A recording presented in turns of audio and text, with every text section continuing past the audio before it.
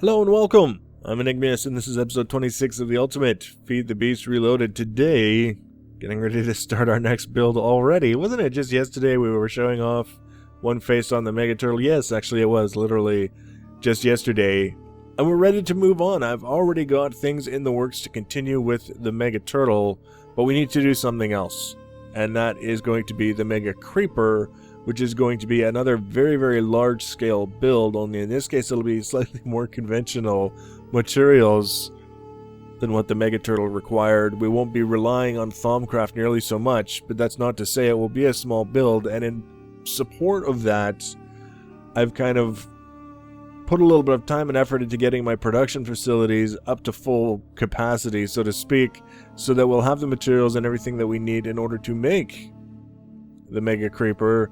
And one of those, it's actually a side project that I started a few days ago, because it seemed like it was something that I could just kind of start up and leave, and it turned out to be the truth. It's not a fast process. We're making an Enderman Grinder, similar to how I have the Skeleton Grinder, killing skeletons for experience and to a much lesser extent loot. I wanted to do the same thing with Enderman, and this is what I came up with, or at least this is what's being built based on what I came up with, is... I forget the exact numbers. It's like a 72 wide by 72 deep by 64 high, basically solid chunk of cobblestone with a 9 by 9 tunnel down through the middle. Now you can see the marble is basically marking out the dimensions here, and you can see the opening here is where the Enderman will be killed, and then everything around them exists for the purpose of preventing the Enderman from teleporting away, because it's larger, wider than their teleport range, which means when they're checking around for a place to teleport to, all of the results basically come back nothing.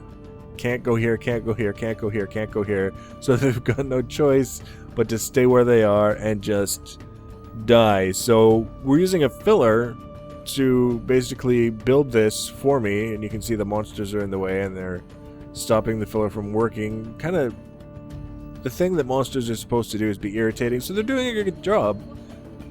And you can see it's not super fast, and a lot of that is because it's not receiving as much cobblestone as I could be sending it if I had multiple quarries running. For example, I've actually got this quarry over here. I think I can... yeah, this quarry here is running. So all of the cobblestone from this quarry is basically being sent to the filler to build the Enderman Grinder. And then once this quarry is done, because we're down about what layer? I think we're getting down to the diamond layer soon. Close. We're around 21. Once this is done, then I'll move the quarry and we'll get more cobblestone and we'll send it over to the filler and get it done. So solid cobblestone. It just blows my mind. I don't think I've ever built something this large out of just a solid material before. And the nice thing about it is it's easy as hell. It's just set up a filter, make sure it's got the supply for materials, and let it go. But that's not everything that we need. We actually need a source of Endermen, and to do that I've been spending a bit of time here and there in the end refining my Enderman farming strategy, and I actually took a little bit of footage that I will let you guys take a look at now. This is what happens when I have to grind. I try to come up with ways to make it as easy as possible on myself. Now, I've seen other people build little defensive structures when they're fighting Endermen, taking advantage of the height of the Endermen so that they can't get in past a certain distance. And to me, that's great. That's just, clever use of the tools that are available to a person in order to give themselves a tactical advantage. Well, in this case, that's not so much what I'm after. The armor that I'm wearing makes it pretty difficult for the Enderman to do any real harm to me, not to mention the fact that if I was really that concerned about it, I could just fly over them. What's of a bit of concern to me is that I'm using the railgun, which has that knockback effect that I've shown you guys in previous episodes. It's not just knocking them back, it knocks back the user as well. So I built this little structure that would allow me to stand in one place and just look at the Endermen to draw them in. You can see they're approaching in packs, and then shoot them and not get knocked back. So I can shoot faster, kill more. And then I decided to upgrade the pillbox. You can see I dug a kind of a trough around it, which when I shoot the Endermen, they come walking up and then they fall into the trough. So after I kill them, their experience orbs and ender pearls don't go flying backwards, they just stay in the trough. It makes it much easier to run around and gather up after the fact. So this is basically how I filled up my ender pearl, my ender shard, I guess, not ender pearl, the soul shard for Enderman that I'll be using in my Endermen grinder was this method. And also I needed the ender pearls for the wireless receivers and transmitters that are going to be used in the Mega Creeper build. And the easiest way for you to come to terms with what I'm talking about when I say how many I use is to see it yourself, and you will. But I've got currently 128 receivers and 128 transmitters ready to go, and I'm pretty sure I'm going to be using most of them, so just keep that in mind as we progress with the build. But enough of this Enderman crap. You've seen it, now you know. It's not that bad. I feel kind of bad for people who are using anvils to make their soul shards, because they're missing out on the opportunity to say, hey, look what I did. It's just, you know how it is, or you don't know how it is, and either way, I've said what I've said, and that's all I have to say. So let's get on to some building, for Christ's sake.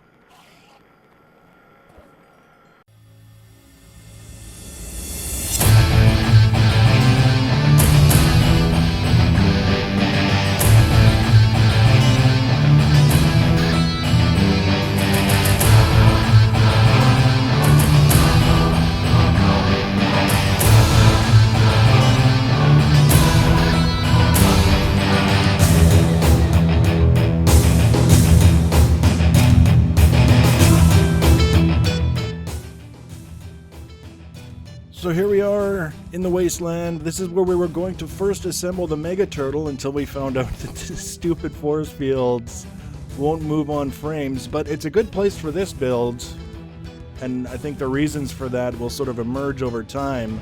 But one of the things that I did, for those of you who aren't aware, I had actually started this build when I was finishing out my Tech It series. I didn't realize I was finishing it. I just realized that Feed the Beast sort of came out of nowhere.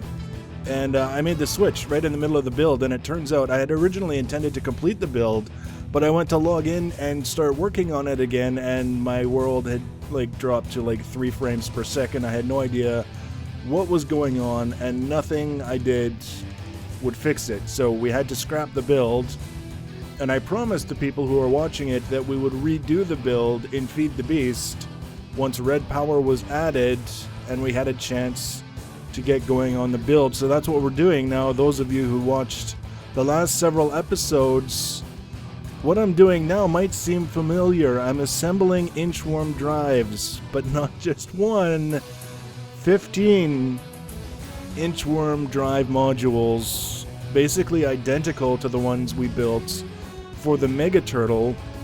And I was kind of glad that we came up with a compact design for it, because it's really, really important with the way the Mega Creeper is going to be built that we're not taking up all of our available space with the motor units. It will be nice to have the monsters, they just keep chasing me in large packs and they won't leave me alone.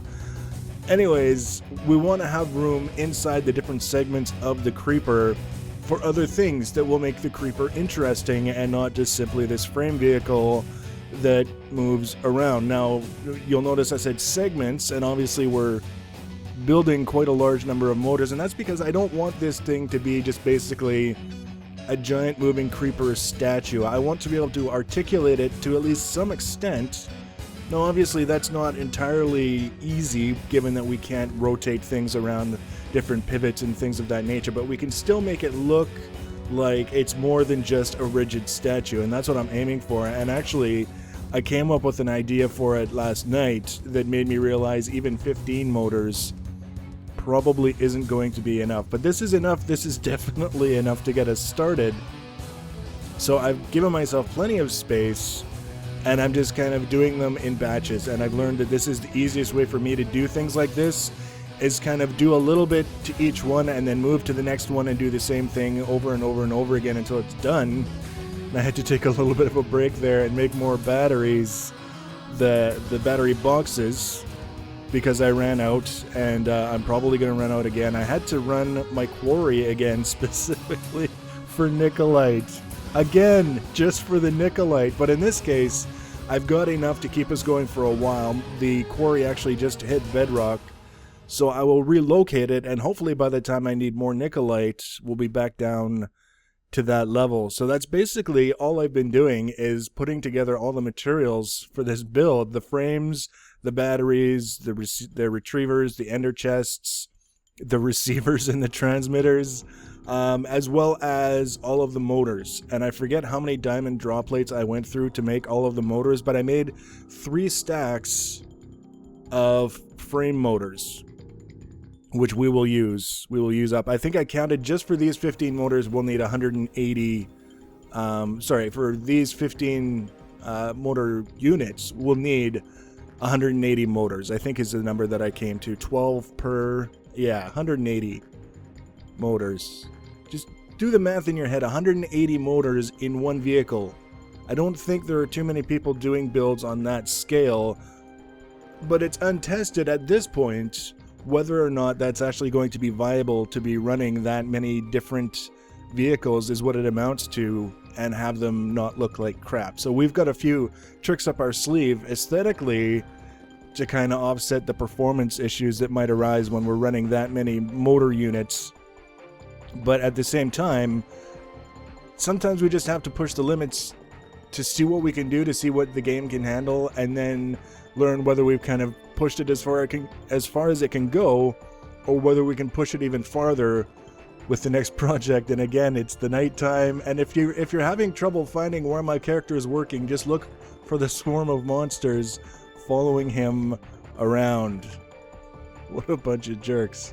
So this is kind of, I found the orienting of all the motors to be the most tedious part. I know it's a little bit difficult to see because it's nighttime, but that's basically what I'm doing, is I'm getting the set motors in place now, and then as soon as the set motors are in place and oriented properly, sorry, these are the drive motors. As soon as the drive motors are in place and oriented properly, the set motors will be the next ones to go. And you see all of the monsters burned up except for this small group of creepers that is now following me around. I was actually really nervous at various different points, especially working on the lower segments, that I was going to get a creeper detonation that was going to blow up something that I didn't want to remake, like a motor or something like that. But we made it through, and everything is actually going together easier than I've ever had it for any kind of frame motor unit. So we're starting to get the set motors in now, you can see, and I'm also putting lamps on the units. You can see as soon as I get the set motors in place and oriented properly, I put a lamp in the bottom segment, and part of that is to try and cut down on how many monsters are spawning at night. That's how paranoid I am about the creepers, that I made up a stack of the inverted white lamps, the red power lamps this time, not the Zycraft. I figured it's mostly a red power project. I'll use the lamps, and it really helps, especially come nighttime, to actually see as well. So that worked out. Once the last of the set motors in place, then it's basically just getting the vertical units on, getting the batteries charged up, and also getting the receivers in so that we can send signals to all the motors and not just the pulse for the charging of the batteries. It's very important. Before we can test anything, we have to actually be able to send a signal to the motors to tell them to move. And I've decided that for this build, we are going to be using Computercraft for the control system. I've done, I won't call them complex, because there are people who are a lot more familiar with Fourth who would have looked at what I did as kind of a novice thing, but I've done controls of frame vehicles with red power computers.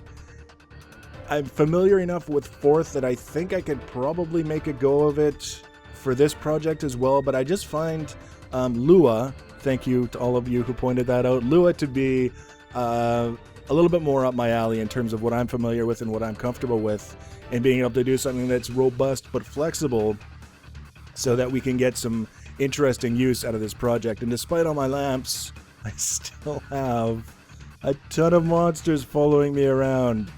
Actually, I found it easiest to just ignore them if there were any skeletons in the group. I would just pick them off with the railgun, and sometimes creepers too. I would get rid of them just for my own peace of mind. But for what it's worth, we're almost done assembling these at 15 individual drive modules in the span, I think, about 2 hours total is what it took up to the point that I've got them done. And now we're just kind of putting on the finishing touches, getting all of the wireless controls on for the vertical modules. That's what's going on now, is the vertical module supports. So we're getting panels and hollow panels and covers and things so that we can get the motors on and the wireless controls on for the vertical units, and then we could merge the top and bottom units and basically finish them off. We're so close to being done. That's really all we have left to do, is as soon as we can move them, we'll be able to merge them, finish them off, get them all polished up and ready to go, and then we can start on the individual components. Now, the original plan was to have 15 different segments. That's why we're doing the 15 drive units.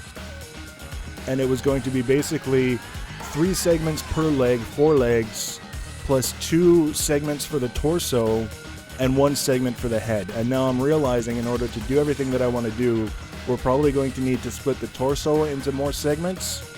And also 1 segment for the head isn't going to let me do everything that I want to do either.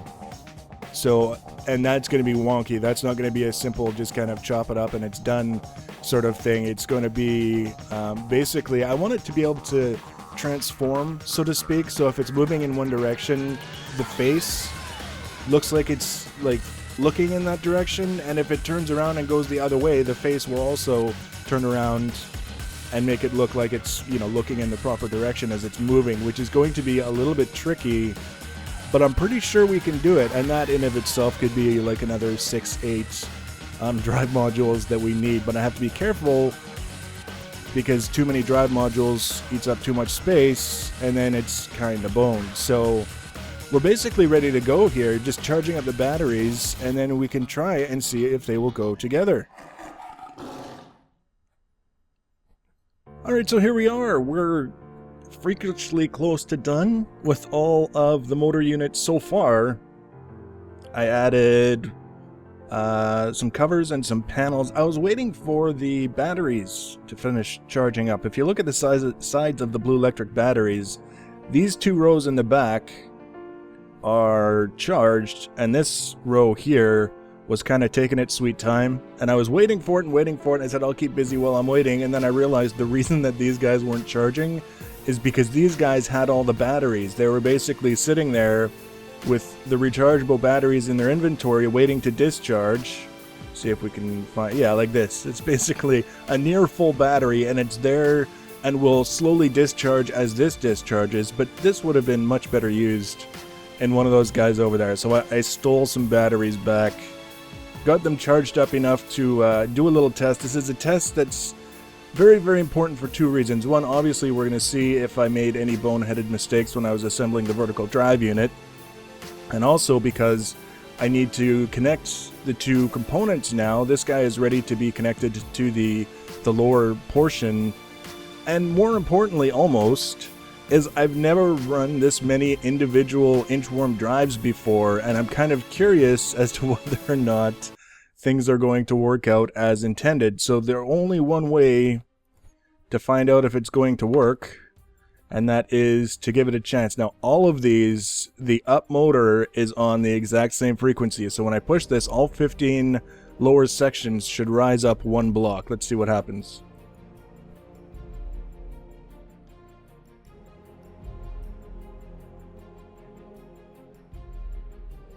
Not bad.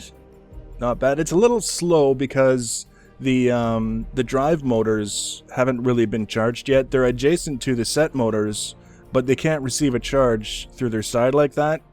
It works to charge them if they're on top, but not from the side. So when they move up, they have to sit there and wait until they get a charge off of this cable here. So that's why I was a little bit slow. But all of them appear to have moved, and I think part of the issue why things didn't go very smoothly is because they're so far away. So let's try it from this angle.